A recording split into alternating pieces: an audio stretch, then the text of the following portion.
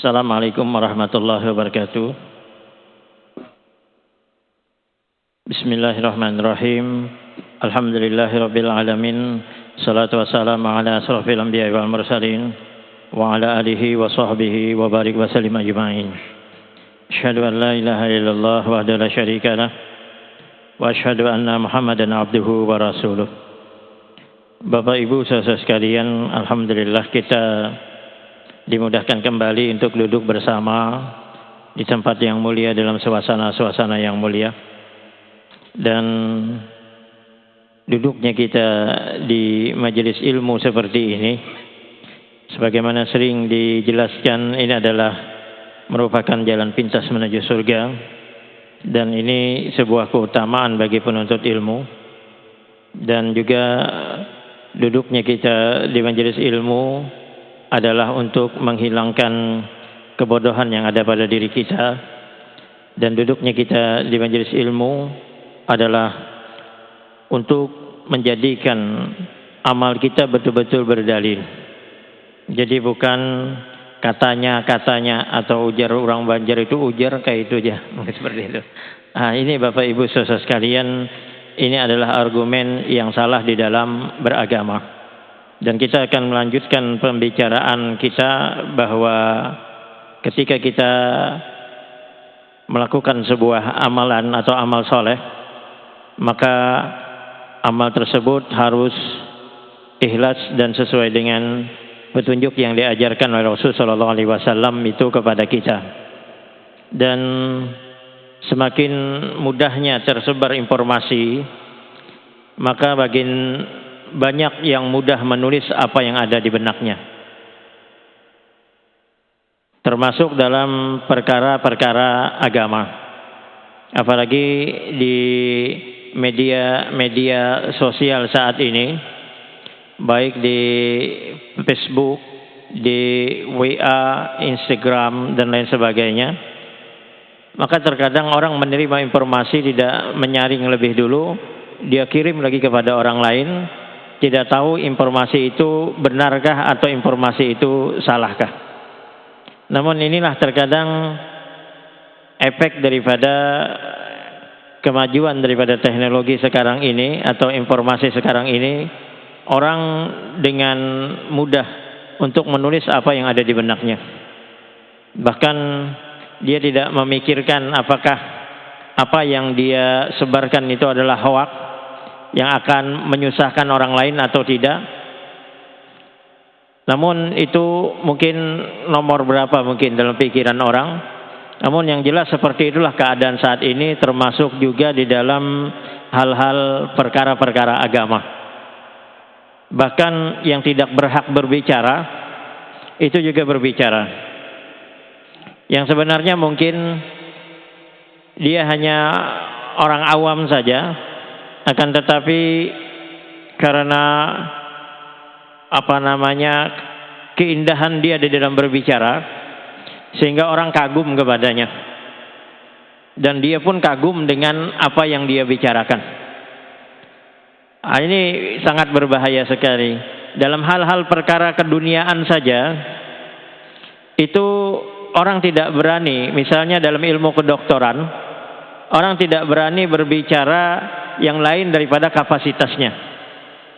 Misalnya ada seorang yang sakit jantung datang kepada dokter penyakit dalam. Maka dokter penyakit dalam ini tidak berani memberikan resep obat, kecuali harus merujuk dulu kepada dokter jantung. Dan dirujuk kepada dokter jantung. Seperti juga seseorang yang mungkin matanya itu katarak. Dia mau operasi mata mungkin seperti itu. Namun ternyata gula darahnya sampai 400. Maka dokter mata tidak berani mengoperasi dan dia merujuk kepada dokter penyakit dalam. Sampai ada rekomendasi daripada dokter penyakit dalam bahwa ini boleh dioperasi daripada matanya.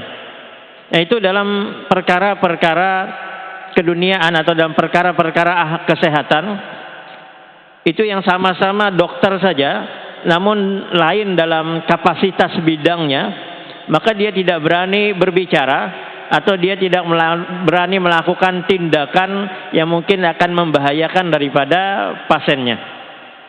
Akan tetapi kita melihat justru di dalam hal daripada agama, dalam perkara-perkara agama, seseorang itu banyak bicara semuanya, Pak. Padahal itu bukan kapasitasnya dia berbicara. Ketika ditanya kenapa pian wani bepender nengah itu, oh aku orang Islam, aku berhak berbicara, aku orang Islam. Nah, sehingga seperti ini yang akan merusak daripada tatanan nilai-nilai daripada agama, nilai-nilai daripada syariat Islam itu. Akan rusak tatanan syariat Islam ketika semua orang bisa bicara agama. Semua orang tidak pikir panjang ketika ada orang yang bertanya, dia keluarkan fatwanya begini. Padahal dia adalah seorang yang awam. Apalagi Bapak Ibu saudara sekalian, kita lihat di warung-warung kopi misalnya, mohon maaf tidak menyinggung maksudnya, terkadang orang berbicara dengan pembicaraan yang justru hal itu sangat sensitif. Dia berbicara tentang sifat-sifat Allah Subhanahu wa taala. Dia berbicara tentang zat Allah Subhanahu wa taala. Bahkan banyak dalil-dalil yang berseleweran, man arafa nafsahu faqad arafa rabbahu. Siapa yang mengenal dirinya maka dia mengenal daripada Rabb-nya. Nah, ini adalah perkataan-perkataan yang sangat berbahaya, yang justru yang berbicara di warung-warung kopi itu kapasitasnya bukan seorang ahli agama. Tapi sekali lagi ulun mohon maaf, cuman hanya meluruskan saja, Pak, dan tidak menyinggung. Terkadang ada oknum-oknum, katakan oknum karena tidak semua. Mungkin dia seorang penarik becak, mohon maaf Bapak. Mungkin dia seorang paman ojek misalnya. Ternyata ketika duduk di warung yang dibicarakan sifat 20, Pak. Yang dibicarakan tentang siapa yang mengenal dirinya maka mengenal Rabb-nya, seperti itu. Jadi pembicaraan dia justru pembicaraan yang sangat sensitif, yang justru sangat berbahaya. Dan dia bukan kapasitasnya di dalam berbicara. Bahkan tidak jarang kita dengar pengajian-pengajian seperti itu tengah malam supaya lebih menyimaknya. Nah, ini Bapak Ibu saudara sekalian, terkadang dalam perkara-perkara agama seseorang itu bahkan banyak berbicara. Dan ini yang bahkan bukan kapasitas dia di dalam berbicara tentang perkara-perkara agama. Dan seharusnya ini menjadikan kita harus lebih berhati-hati dan menyikapi dan mengambil rujukan. Apa yang dijelaskan dalam kisah daripada Imam Rabi'ah, guru daripada Imam Malik bin Anas rahimahullah. Beliau mendapati gurunya Rabi'ah bin Abdurrahman itu dalam keadaan menangis. Jadi seorang alim besar, guru daripada Imam Malik, Rabi'ah bin Abdurrahman. Jadi bisa dibayangkan muridnya aja sudah seperti itu, apalagi gurunya yang bahasa seperti itu. Jadi Rabi'ah bin Abdurrahman ini didapati oleh Imam Malik dalam keadaan menangis. Sehingga Imam Malik salah satu daripada 4 daripada imam mazhab yang masyhur, dan beliau adalah guru daripada Al-Imam Asy-Syafi'i. Maka Imam Malik mengatakan kepada gurunya, apa gerangan yang menyebabkan engkau menangis? Apakah engkau ditimpa musibah? Maka gurunya menjawab, tidak. Aku menangis karena adanya orang yang tak berilmu itu dimintakan fatwa. Orang yang tidak berilmu berbicara tentang perkara-perkara agama, bahkan mungkin perkara-perkara yang sangat sensitif di dalam sifat-sifat ketuhanan atau sifat-sifat Allah Subhanahu wa taala. Jadi ini sangat berbahaya. Ini yang beliau katakan, aku menangis karena ada orang yang tidak berilmu, atau maksudnya mohon maaf, orang yang bodoh bicara agama. Jadi orang yang bodoh bicara agama. Lalu Imam Rabi'ah melanjutkan, sungguh sebagian orang yang berfatwa di sini itu lebih layak dipenjara daripada seorang pencuri. Karena seorang pencuri mungkin dia mencuri sesuatu, itu memudaratkan kepada dirinya sendiri saja. Dia akan dihukum. Mungkin dia akan dipenjara sesuai dengan kadar pencuriannya atau kerugian yang ditimbulkan dia kepada orang lain. Akan tetapi orang yang salah di dalam memberikan fatwa di dalam perkara agama, apalagi kapasitas dia bukan seorang yang alim, apalagi kapasitas dia mungkin seorang yang tidak tahu agama, bicara agama, namun karena mungkin dia bisa berdialek atau bahasa yang mungkin orang akan terpengaruh dengan bahasanya, orang akan kagum dengan bahasanya, sehingga dia memberikan fatwa atau memberikan jawaban yang keliru, kemudian orang lain mengamalkan, dan tidak hanya satu atau dua orang yang mengamalkan, bahkan mungkin banyak orang yang mengamalkan, ini akan lebih menyesatkan banyak orang. Kalau pencuri itu akan memudaratkan pada dirinya sendiri, akan tetapi salah di dalam memberikan fatwa, salah di dalam memberikan jawaban, ini akan bisa orang lain banyak terjerumus kepada perkara-perkara kesyirikan, mungkin bahasanya seperti itu, atau perkara-perkara yang tidak diajarkan di dalam syariat. Nah, ini yang berbahaya Bapak Ibu saudara sekalian. Dan dan ini pernah terjadi di zaman Nabi Shallallahu Alaihi Wasallam. Kata Jabir bin Abdullah, ketika kami dalam sebuah perjalanan safar, maka ketika itu ada salah seorang daripada kawan kami yang tertimpa batu dan kepalanya berdarah. Kemudian dia luka parah dan diperban. Qadarullah malam harinya dia mimpi junub. Kemudian pada pagi harinya, ini pada waktu subuh, dia mengatakan kepada kawan-kawannya, apakah engkau mendapati di dalam diriku itu ada rukhsah, ada keringanan? Maksudnya aku sakit parah, kepalaku berdarah, namun pada saat ini kondisinya aku mandi junub yang diharuskan untuk mandi. Apakah ada keringanan? Maka kawan-kawannya di dalam perjalanan itu mengatakan, aku tidak melihat yang ada di dalam dirimu itu ada rukhsah atau keringanan, karena ada air. Jadi karena ada air, sehingga karena tidak menemukan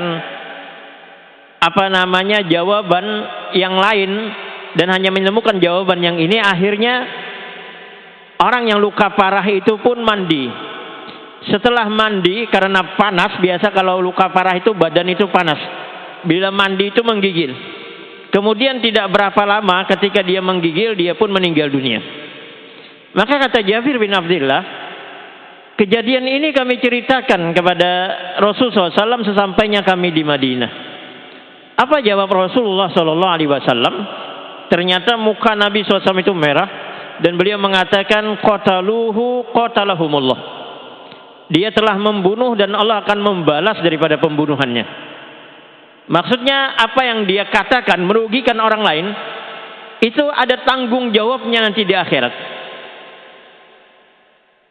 Ada konsekuensinya nanti. Kata Rasulullah Shallallahu Alaihi Wasallam, obat daripada ketidaktahuan itu adalah bertanya. Jadi obat daripada ketidaktahuan itu adalah bertanya. Kalau tidak tahu, maka lebih baik diam, karena itu lebih selamat. Nah, ini sebuah contoh bahwa seseorang itu jangan, ujar orang Banjar itu jangan asbun aja, asal berbunyi aja. Karena perkara-perkara, apalagi dalam perkara-perkara agama, itu kita harus bertanya kepada orang yang ahli di dalamnya. Jangan bertanya agama kepada orang yang bukan daripada bidangnya. Karena jawabannya kesana kemari, Pak. Jawabannya tekasak-kasak ke orang Banjar. Amun menurut aku baik kayak bisa kalau. Amun menurut aku. Nah, ini yang berbahaya Bapak Ibu saudara sekalian. Dan ini yang dijelaskan di dalam sabda Nabi SAW. Kata Abdullah bin Amr bin As, saya pernah mendengar Rasul Shallallahu Alaihi Wasallam itu bersabda, yang kemudian Rasulullah SAW mengatakan, ittakhazan nasu ru'asan juhala fasu'ilu, bahwa ketika Allah mengangkat ilmu dengan mematikan ulama, kemudian mereka akan mengangkat pemimpin yang bodoh. Apabila mereka para pemimpin bodoh itu dimintakan fatwa, fa'aftau bighairi ilmin, dia tidak mempunyai ilmu, fadallu wa adallu, dia tersesat dan menyesatkan, kata Rasulullah SAW. Jadi dia tersesat dan menyesatkan daripada orang lain. Sebagaimana riwayat daripada Imam Muslim. Jadi Islam itu dibangun di atas daripada dalil atau di atas daripada syariat Al-Quran dan Sunnah, dan apa-apa yang dipahami oleh para sahabat Nabi Shallallahu Alaihi Wasallam. Sehingga ada argumen-argumen yang salah yang ada di masyarakat, Bang, yang dijelaskan oleh para ulama. Yang pertama itu, yakni orang melihat kebenaran itu dengan mayoritas. Kan sering kita lihat di masyarakat, kalau mayoritas itu melakukannya berarti kebenaran. Kada mungkin lah sidin itu salah, orang sekampungan mengamalkan. Nah seperti itu kan di masyarakat. Kada mungkin lah salah. Guru anu aja, mohon maaf Pak, guru anu aja membujurakan, ikam menyalahkan lah si ikung, orang sekampungan membujurakan. Kan seperti itu kadang jawaban-jawaban yang ada di masyarakat, Pak. Jadi orang tidak melihat dalil, orang tidak melihat apakah ini betul-betul berdasarkan apa yang diatur di dalam syariat. Orang tidak melihat itu. Namun yang dilihat orang adalah mayoritas. Orang banyak mengamalkan, berarti ini adalah sebuah kebenaran. Dan ini terkadang kondisi lingkungan yang banyak. Jika di masyarakat mengatakan seperti itu, ini juga banyak disinggung di dalam Al-Quran, Pak. Ketika masyarakat mengatakan ini sebuah kebenaran karena orang banyak mengamalkan dan lain sebagainya. Dan ini yang dijelaskan dalam surah Al-An'am ayat 116. Wa in tuti' aktsara man fil ardi yudilluka an sabilillah. Dan jika kamu menuruti kebanyakan orang-orang di muka bumi ini, niscaya mereka akan menyesatkanmu daripada jalan Allah. Niscaya mereka akan menyesatkanmu daripada jalan Allah. Jadi mohon maaf sekali lagi, bukan berarti banyak itu salah kada. Akan tetapi ulun ingin mengatakan bahwa kebenaran itu bukan diukur daripada mayoritas. Tidak semua orang yang mengamalkan banyak itu benar, Pak. Tapi mohon maaf, tidak juga saya mengatakan bahwa yang banyak itu salah, tidak. Akan tetapi ukuran kebenaran itu adalah diukur dengan dalil, maksudnya. Diukur dengan Al-Quran dan As-Sunnah. Diukur di dalam aturan-aturan daripada syariat. Dan ini yang disinggung oleh Allah, wa in tuti' aktsara man fil ardi yudilluka an sabilillah. Dan jika kamu menuruti kebanyakan orang yang di muka bumi ini, atau orang-orang yang di muka bumi ini, niscaya mereka akan menyesatkanmu daripada jalan Allah. Iyattabi'una illa dhann wa inhum illa yakhrusun. Mereka tidak lain hanyalah mengikuti prasangka belaka, dan mereka tidak lain hanyalah mengira-ngira saja. Kira-kira pas saja Bang, pinanya. Nah ini yang berbahaya, Pak. Mungkin sidin tidak melakukan itu, akan tetapi mungkin sidin membenarkan, misalnya sidin membenarkan, ini juga berbahaya. Apalagi misalnya yang lebih parah, Pak.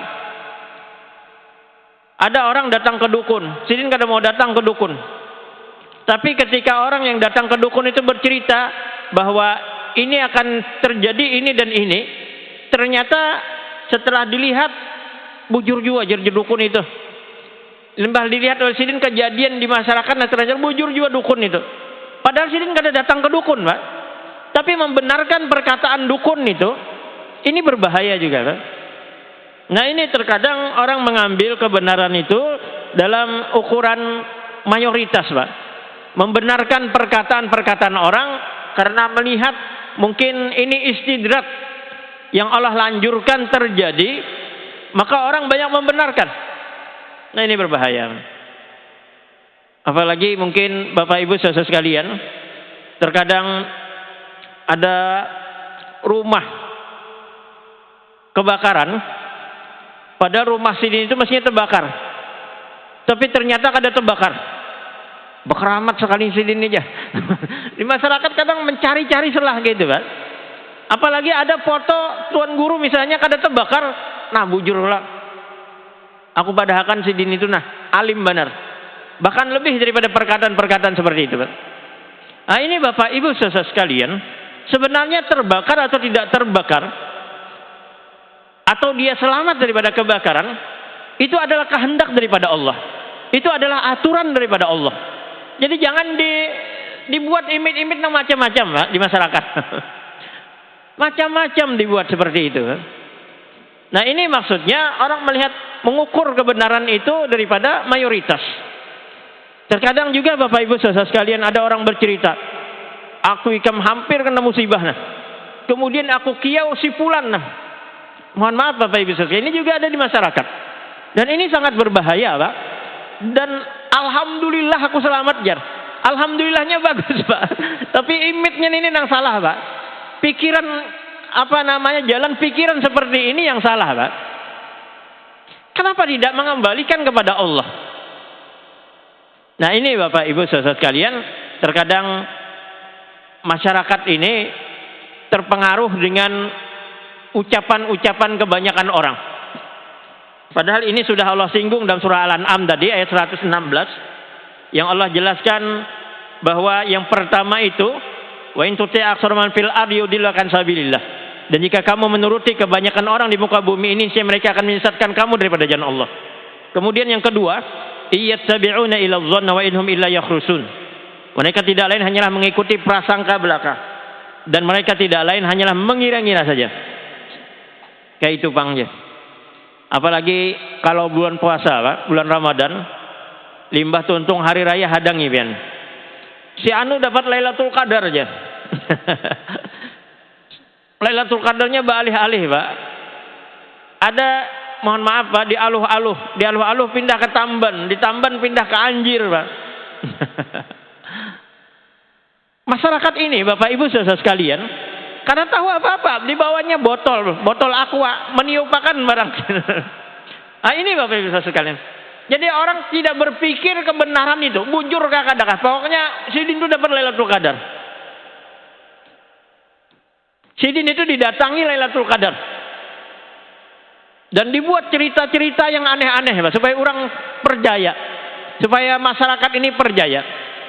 Nah ini maksudnya terkadang ini ada sponsornya mungkin Pak, wallahu alam. Orang terpengaruh itu mungkin karena banyak sponsor. Dan mohon maaf bukan beda pendapat, mungkin karena beda pendapatan Mas. Nah ini Bapak Ibu saudara. Namun masyarakat tidak bisa menyaring Mas seperti itu. Apabila kita katakan seperti itu, justru kita yang mengatakan itu yang ditentangnya Pak, habis-habisan. Nah ini Bapak Ibu saudara sekalian, terkadang orang melihat kebenaran itu dia diukur dengan mayoritas. Mereka melihat kebenaran itu diukur dengan banyaknya orang melakukan daripada mayoritas. Padahal berapa banyak ayat Al-Quran yang menyinggung seperti itu.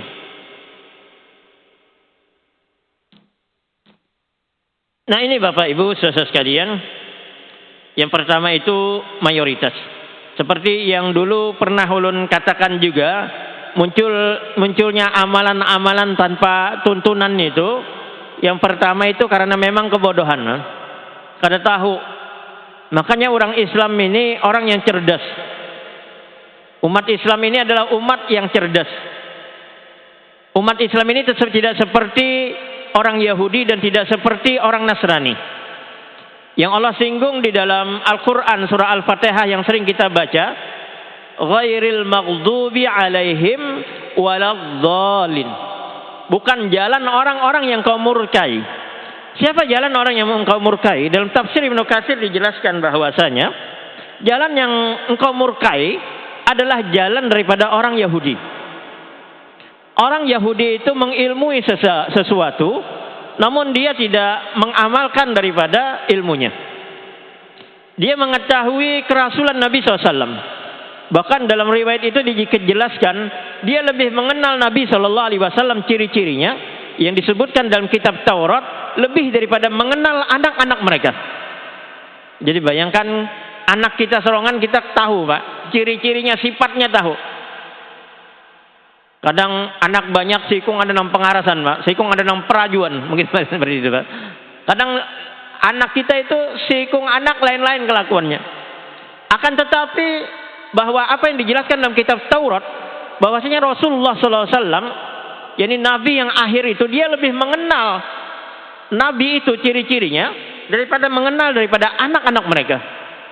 Namun ternyata orang Yahudi, dia tahu ilmunya namun tidak mengamalkan. Artinya dia tidak beriman tentang kerasulan Nabi SAW setelah dia melihat jelas itu adalah Nabi SAW. Bahkan Nabi SAW itu dijelaskan beliau akan hijrah di mana banyak daripada tempat pohon kurma. Yang dijelaskan adalah di Yasrib atau di Madinah.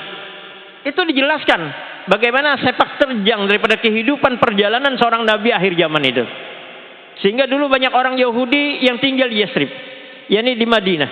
Namun ternyata ketika Nabi itu betul-betul ada di hadapan mereka, justru mereka mendustakan. Nah, ini yang dijelaskan bahwa orang Yahudi itu tahu ilmunya tapi tidak mengamalkan ilmunya. Kemudian waladhdallin, yakni orang Nasrani, itu dijelaskan oleh Al-Imam Ibnu Katsir bahwasanya orang Nasrani itu mengamalkan sebuah amalan, suka mengamalkan sebuah amalan tapi tidak tahu ilmunya.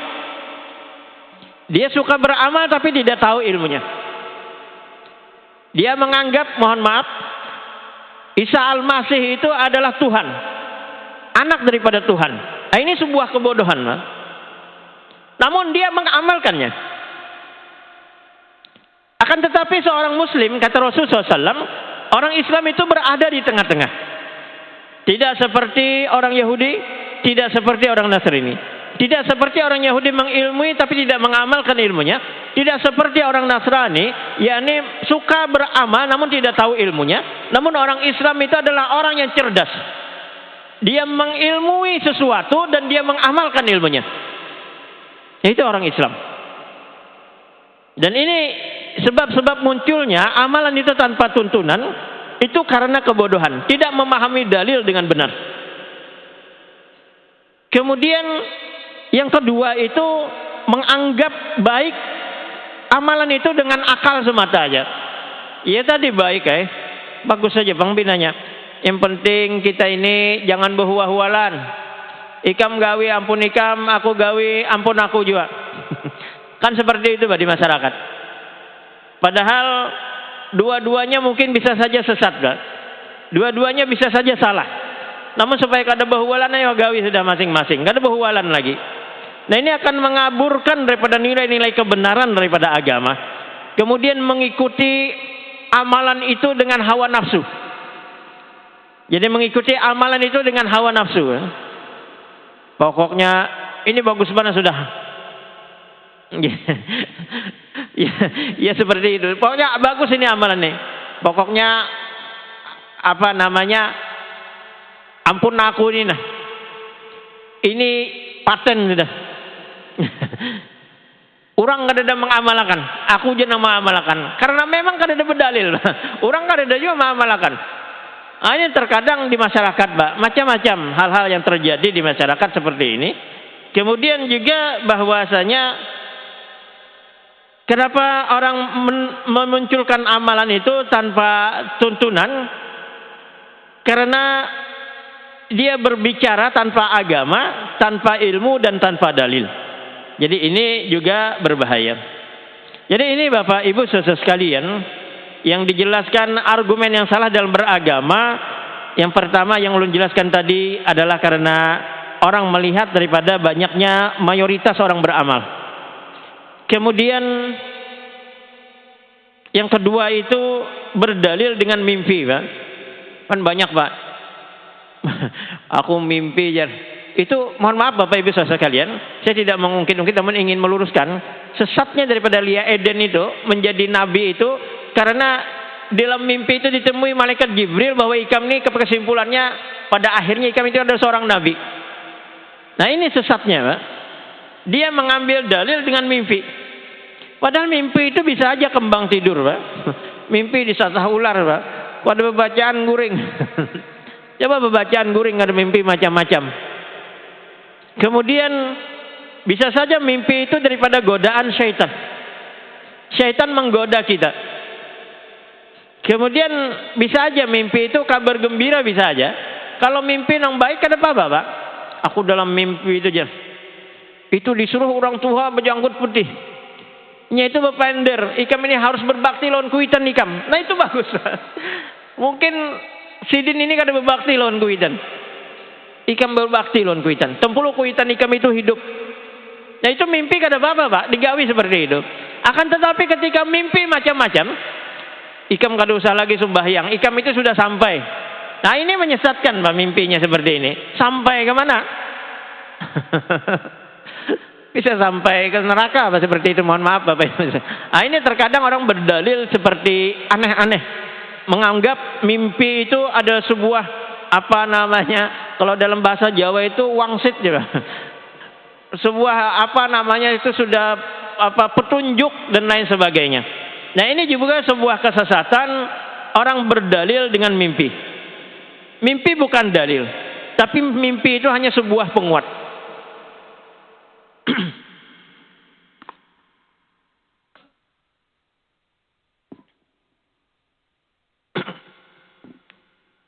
Pernah terjadi di zaman dulu, zaman Rasulullah SAW, yakni Abbas bin Abdul Muthalib, dijelaskan bahwa Abu Lahab itu diseringankan siksanya di neraka itu pada hari Senin. Ini karena gembira dengan kelahirannya Nabi Shallallahu Alaihi Wasallam. Ini mimpi daripada seorang daripada Abbas itu, dan dalam riwayat bahwasanya Abu Lahab itu diringankan siksanya pada hari Senin karena dia mengagungkan, senang dengan kelahirannya Nabi Shallallahu Alaihi Wasallam. Namun apa yang disebutkan oleh Al Imam Ibnu Hajar bahwa mimpi seseorang itu tidak bisa dijadikan dalil. Tidak bisa dijadikan sebuah hujah atau perkataan. Kecuali apa yang datang daripada Rasulullah SAW, perkataan langsung daripada Nabi SAW.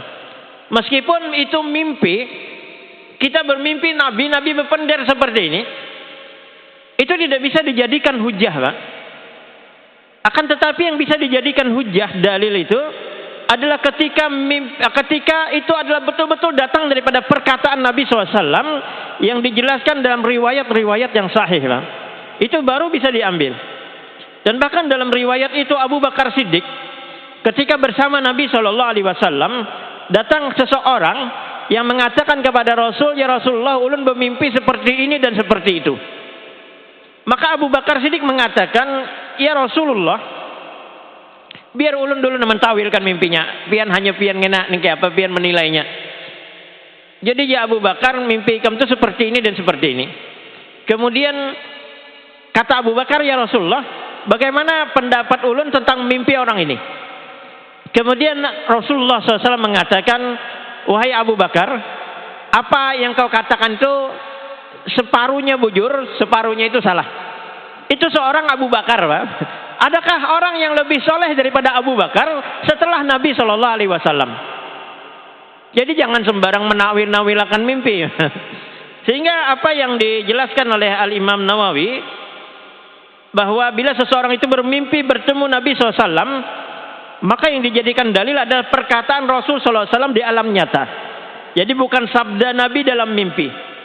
Seperti mimpi Abbas bin Abdul Muthalib dalam mimpi ketika mengatakan Abu Jahal itu diringankan ajabnya pada hari Senin karena gembira dengan kelahirannya Rasul Shallallahu Alaihi Wasallam. Jadi itu tidak bisa dijadikan sebuah dalil. Nah ini yang dijelaskan di antara kesesatan yang kedua itu adalah orang berdalil dengan mimpi. Kemudian selanjutnya yang ketiga itu orang berdalil dengan perkataan daripada nenek moyang, Pak. Nenek moyang ini banyak, Pak. Nenek moyang generasi keberapa, Pak? Kan lain-lain. Orang tua bahari nang kayak itu, Bang, sudah ajar. Orang tua bahari nang mana? Nah ini Bapak Ibu saudara sekalian, ini yang ketiga, orang berdalil dengan perkataan nenek moyang atau dengan tradisi daripada nenek moyang. Kan sering kita di masyarakat Pak mendengar, kenapa pian gawin itu? Ini sudah biasa. Tuhai ya, ini orang bahari nengka ini juga sudah. Jadi kami ini melanjutkan aja orang bahari. Kenapa ada di pelaminan itu ada kopi pahit, kopi manis, ada bubur habang, bubur putih. Kenapa pian gawin ini orang bahari sudah nengka ini supaya kada diganggu orang halus. Pas diranjah karena akan babu juga itu artinya dia dihamburakan kekanakan berbuka-bukahan. Nah ini maksudnya seseorang banyak berdalil dengan tradisi-tradisi daripada nenek moyang.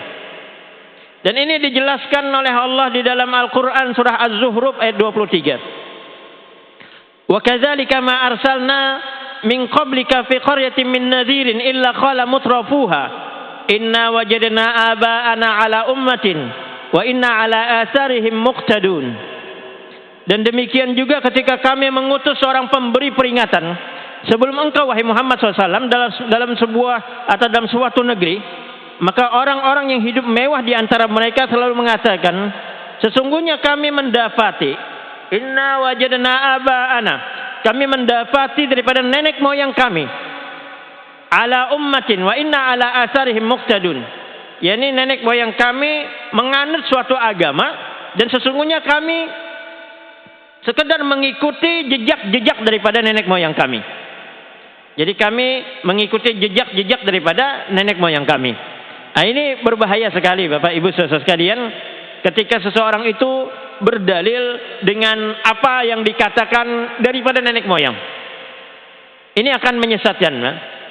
Mohon maaf Bapak Ibu saudara sekalian, ulun harus meluruskan kebiasaan ini di masyarakat. Itu acara mepenrasi itu Pak, memakani laut itu Pak, pesta pantai. Itu adalah bentuk daripada kesyirikan dan kesesatan Pak. Yang datang itu orang Islam ramai-ramai Pak. Kenapa melakukan ini? Sudah tradisi, sudah turun-temurun memberi makan laut ini. Kalau kada diberi makan laut ini karena diganggu, karena ada gelombang besar, karena pencarian iwak, karena sakit, karena dan lain sebagainya. Kalau istilah di Jawa itu Nyi Roro Kidul, penjaga laut Pak. Rupanya laut ada penjaganya juga Pak. Nah ini Bapak Ibu saya sekali lagi mohon maaf karena ini memang harus perkara-perkara yang harus diluruskan Pak. Karena ini perkara-perkara akidah. Karena orang banyak mengambil dalil sekali lagi dengan perkataan-perkataan nenek moyang dan ini sudah tradisi. Islam tidak menyalahkan Pak tradisi yang ada di masyarakat. Akan tetapi tradisi-tradisi yang baik. Bukan tradisi-tradisi yang salah Pak. Ketika salah itu syariat yang harus meluruskan. Jadi bukan tradisi itu yang mengalahkan daripada syariat. Bukan perkataan nenek moyang yang mengalahkan daripada syariat. Jadi berapa banyak aturan-aturan yang ada di dalam Islam itu diambil daripada tradisi-tradisi yang baik Pak di masyarakat Arab pada saat itu. Seperti berkhitan. Orang-orang Quraisy itu berkhitan Pak. Maka diambil kebaikan kebiasaan orang Quraisy itu dalam Islam Pak. Orang Quraisy itu biasa memberi makan kepada orang-orang yang melakukan ibadah haji. Maka itu diambil kebaikan itu dalam Islam. Tradisi dia menyiapkan air minum kepada orang melakukan haji. Dan itu dilakukan di zaman Rasul SAW. Dan itu diambil. Akan tetapi ketika tradisi-tradisi itu mengalahkan daripada aturan-aturan syariat, maka tradisi itu harus diluruskan. Perkataan nenek moyang itu harus diluruskan. Ada ibu-ibu yang bertanya kepada ulun dalam sebuah pengajian ibu-ibu. Pak ulun bertanya, ini ada di sebuah tempat Pak. Meskipun beliau tidak menyebutkan tempat itu ada kebiasaan kalau orang meninggal, seorang perempuan yang meninggal, nah memandikan itu laki-laki.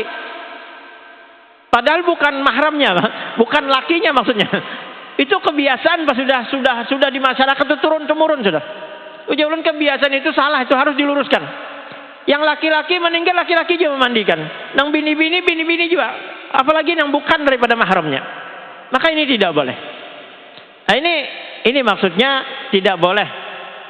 Syariat itu dikalahkan oleh aturan-aturan tradisi dan ini yang dijelaskan oleh Allah dalam surah Az-Zuhruf ayat 25, "Fantaqamna minhum fanzur kaifa kana aqibatul mukadzibin. Lalu kami binasakan mereka, maka perhatikanlah bagaimana kesudahan orang-orang yang mendustakan daripada kebenaran.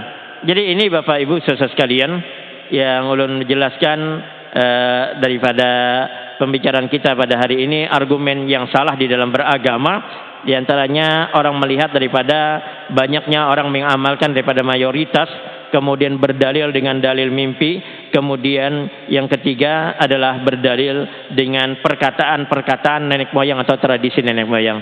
Insyaallah mungkin kita akan sambung pada kesempatan bulan depan.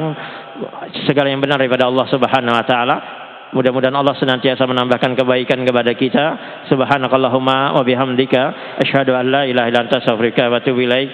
Assalamualaikum warahmatullahi wabarakatuh.